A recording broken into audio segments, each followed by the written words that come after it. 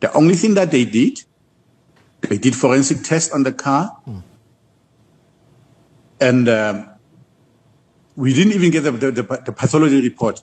9 months after the death of those kids, we don't have a pathology report. Not even a preliminary pathology report. Wow. I then asked nicely, please, can you please refrain from saying the cause of death is accident? What if the pathology report comes back and say something else? How are you going to deal with that? What are you going to say to us and to the South Africans out there? To the South Africans out there, it's literally been a year. How long before a case becomes a cold case? Because my fear, this will land on Brigadier Bongani Nicholas Gininda's cold storage unit team, and we can't have that. We're still searching for answers. Every day we want to hear the real story. Not the Mgulugudu edition. No, the real story. What happened to the Hennops 3? Hello everybody, welcome back to another great edition. In this video, we are 1 year later, the Hennops River mystery. April 2025, 3 young police constables vanish without a trace. Days later, their bodies are pulled from the waters of the Hennops River. Do we finally know what happened to Constable Bies, Constable Linda, Constable Wepilo Sinoga? Do we really know? The oncoming traffic. My first question was, funny that the car was facing the oncoming traffic and nobody was involved in an accident. Nobody reported that. Now, the reason they are saying the car skidded and it faced the oncoming traffic is because we are questioning why was the car damaged on the right-hand side when it was going up north? I mean, and the river is on the left-hand side. Yeah. You know, and then they said, no, the car hit barricades. Look, I was at the scene of the accident. Before you get to the barricades, there's a concrete wall, which is about 30, 40 meters long. There is barricades which are about 70 meters. Now, they say the car reduced the speed from 173 to 112 when it hits the barricades.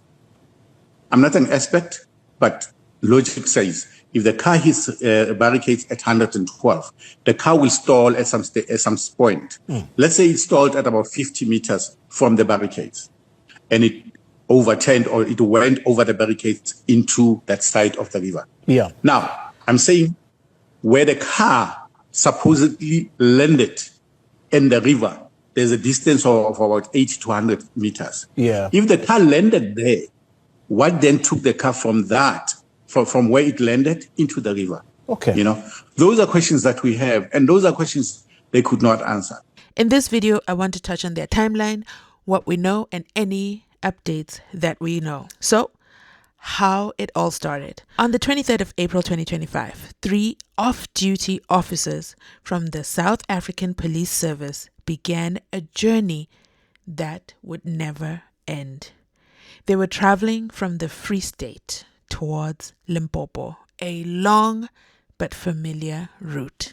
They were last seen at a fuel stop. After that, nothing. Complete silence. Disappeared off the face of the earth, or at least at the time, that's what it seemed like to their families. Their vehicle tracking device, nothing. Mobile phones, off. All 3 constables. Absolutely no confirmed sightings, no calls for help, just silence.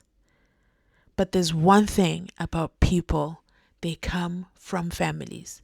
And if it was not for the cries of their families, these 3 could have disappeared into the river without a trace. Don't quote me on this one, but I want to think I remember the families reached out to Patricia Mashale for help. I just can't find it. And then the search began. A multi-province search operation was launched. Days passed with no answers. Then, on the 20th of April 2025, a breakthrough. Debris from their vehicle was found near the river. search teams moved in. What they discovered would shock the country. It's still shocking up today. If you ask me, I'm still shocked, and I'm still waiting for the real version, the real story. Not this bedtime story that they seem to want us to believe. From the water, the Hennops River, bodies began to surface. Not one, not three,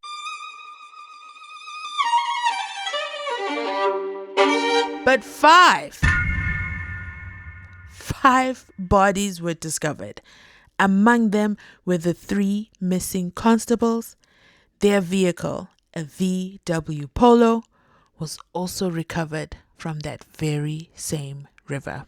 Now, I'm not one to spread conspiracy theories, but if 3 constables are missing and 5 bodies are found, somebody's got to make it make sense. Somebody has got to make it make sense. Why were there 5 bodies in the same river? Why wasn't the vehicle found sooner? Why is the vehicle in such a state? And why does the condition of the vehicle not match the side that it landed on? It's not making sense. And this is affirmed, or should I say confirmed as well, by the Twitter FBI, the Instagram CIA agents, and don't even get me started on the TikTok FBIs. What really happened in the hours between their last sighting and their deaths? And perhaps even more troubling of all, was this even an accident? Is it an accident? Drop a 1 in the comment section if you're team accident. Drop a 2 in the comment section if you are team I don't know what this is. But it does not look like no accident to me. It looks man-made. A few moments later. Once the vehicle was pulled out, the bodies were found. Now forensics kicks in. Postmortems were conducted, but their initial findings were inconclusive. Authorities awaited toxicology reports, detailed forensic analysis, full crash reconstruction. No written report given to the 3 individuals' families. Just word of mouth, speculation, and running with the narrative of accident. Well, not just months later, but literally almost a year later, when they each had their funerals. There's no official cause of death has been publicly confirmed. Maybe the families have been informed, but we as members of the public jury, we have not heard something that can put this to rest. My spidey sense says we can't let the story die. My spidey sense says we keep asking why. My spidey sense says justice for the 3 constables. So, there are 2 main possibilities that remain. Let's go with the accident theory. The car lost control, possibly overturned, entered the river, the occupants drowned, a tragic but explainable event. Or foul play theory? Let's talk about it. Multiple bodies in one location, gaps in the timeline, unanswered forensic questions, and for some, the details just simply don't add up. There's just way too many details in the air that lean away from accident. Or is it how the curious mind works? Is it that we can't accept that it was an accident? Let me know your thoughts in the comment section down below. But the families have urged the investigators, I would say even pleaded with them at this point, not to close this case without uncertainty. That's why I'm thinking to myself, when does a case become cold? Because what did they take with them to their graves? So, it's been a year later.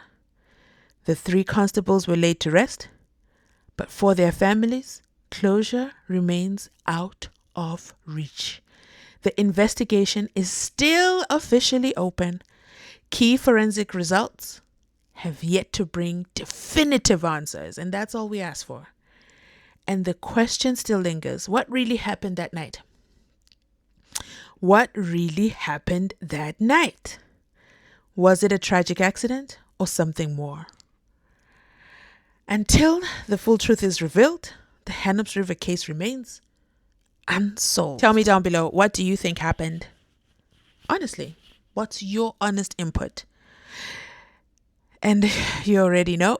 Please like, comment, subscribe, and done everything. I'm going to keep doing these videos. Every update we can get, I'm going to keep doing it. This is just a 1 year Where Are the Answers video. So that's it for today. Let me know your thoughts in the comment section down below. Thank you so much for watching. Remember to like, to comment, to subscribe. Share this video as well. Keep the memory of the 3 constables alive, because we're living in very, very strange times. Strange things are happening in South Africa. Even Malanga Commission had tech issues yesterday. The tech issues said, just close the doors. Just close the doors. This is too much for us to handle. Let's just rip the Band-Aid. Shut the public out. My goodness. The anxiety. But with that said, thanks for watching. I'll catch you in the next upload. Bye.